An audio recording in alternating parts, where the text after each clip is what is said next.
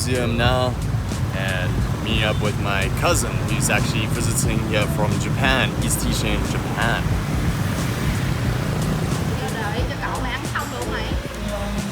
These noobs with their money.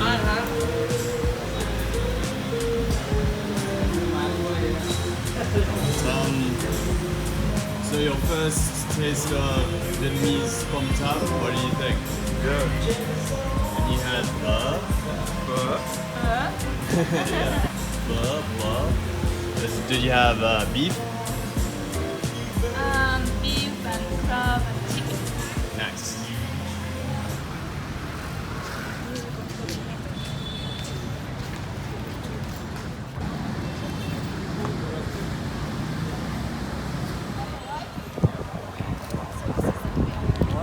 So we just got into the War Museum, and behind me you can see a whole lot of tanks, and apparently there were hundreds of these tanks in Vietnam by 1969, and it's kind of crazy. I think that big one there, the A3, had about 360 of them in Vietnam.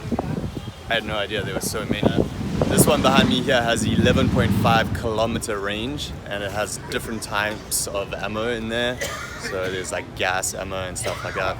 Hey, how's it going? Hi. How are you today? Fine. Good. Yes. What do you think of the tanks? Wait, the tanks are the tank destroyers. Is this a tank destroyer? Yeah, it's artillery. It's far Yeah. from away. And then in the hit the tank, it will die. Or block its tracks. Whoa, that's crazy. Yeah. Cool. Tanks on tank action, huh? Area covered by impact burst. 30 meters depth, 50 meters width, and 360 meters radius. And this one here, right in front of me, they're called the King of the Battlefield. 152 of them in Vietnam. And it had, what is the range on this one? 32 kilometers. 32 kilometers. And it caused a lot of destruction in Vietnam, apparently. Yeah, clearly. Wow. It's amazing how humans can create something that does so much destruction. And these things behind us are about 10 tons. They fly 1,200 kilometers per hour and have a flight time of about 1 hour and 45 minutes.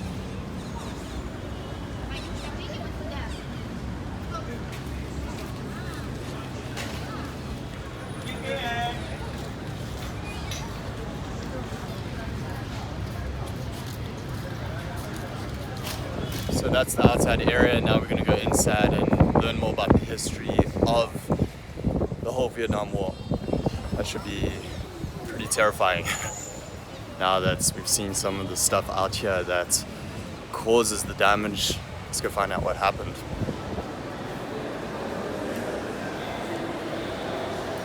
That's Long and Ho Chi Minh.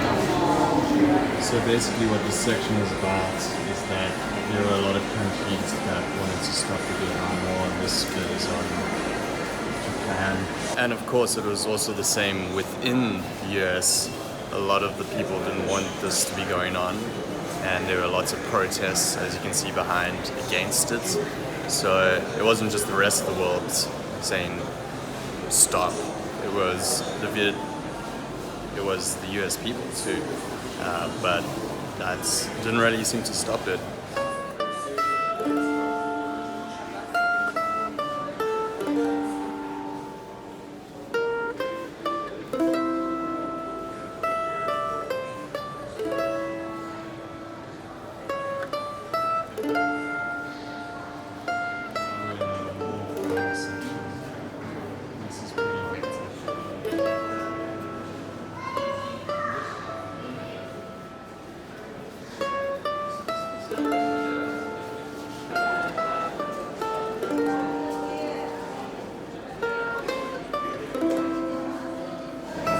That's someone being thrown off the helicopter.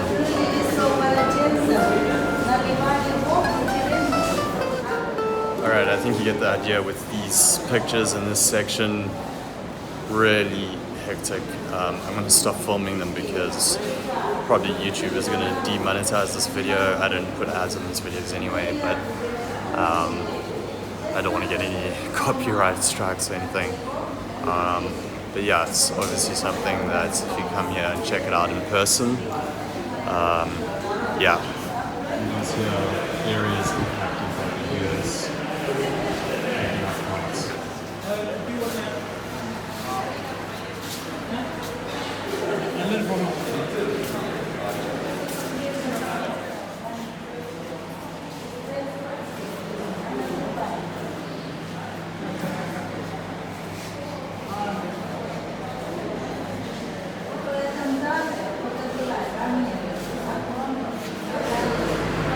This kid on this Rune that was stepping on the line.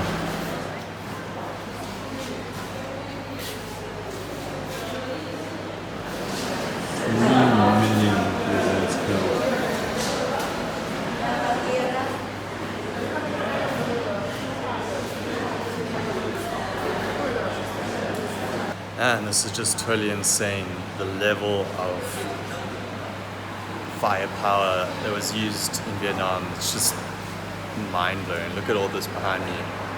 And yeah, I mean, it's really just horrifying, to be honest. There's 3 million people killed, and these were the things that were used to kill 3 million people. It's insane. These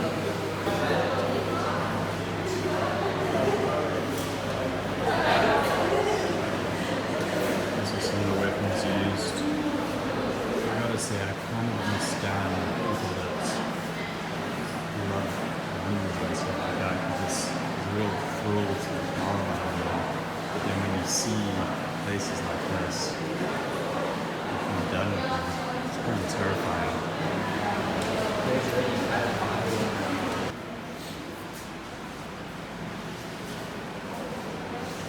Okay, so now we're in the historic truth section, which I was quite interested in because obviously it's one of those things like he said, she said, I don't know if that's a good way of putting it, you know, the two sides to the story.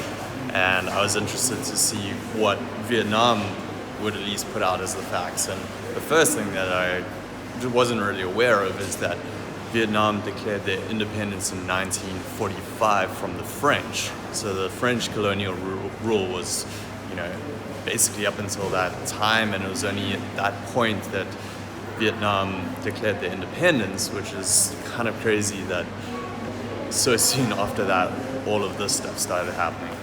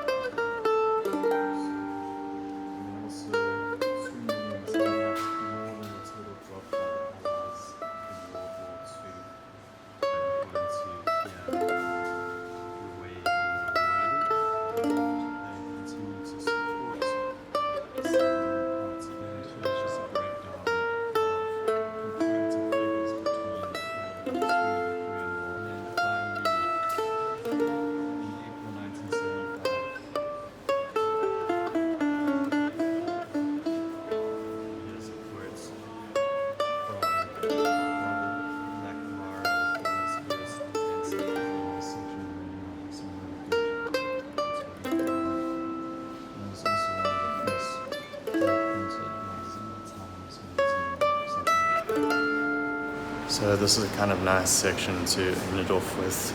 You see the rebirth of Vietnam to a certain degree, the colors and the people returning to where they came from and Vietnam growing again. And if you've watched any of my videos, you'll see that Vietnam is now a very developed nation to a certain degree. It is developing but its economy is growing 7% per year. There's big cities. It's done an amazing job of coming from 1975 to where it is today, and it's really nice to see this behind me at the end of all this very dark stuff out here, and it's important to see, of course, but at the end of the day, I'm really happy that Vietnam is where it's at today, even though it's had such a hard, tough history.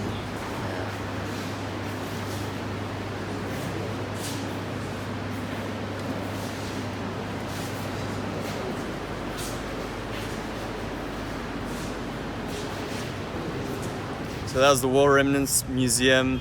I recommend coming out to check it out yourself. I just got little bits in on this video to give you a little bit of a sense of what it's like here, but it's definitely worth checking out in person. So it's one of the first things a lot of our TESOL students do when they come out to train and become an English teacher here through Ninja Teacher. And yeah, definitely something worth doing even if you're just traveling out here. Alright, so that's it from me, Alex from Ninja Teacher. If you like this video, give it a thumbs up. And if you want to see more videos about life in Vietnam and teaching English in Vietnam, make sure to subscribe to the channel, turn on notifications, and I'll speak to you soon. Peace.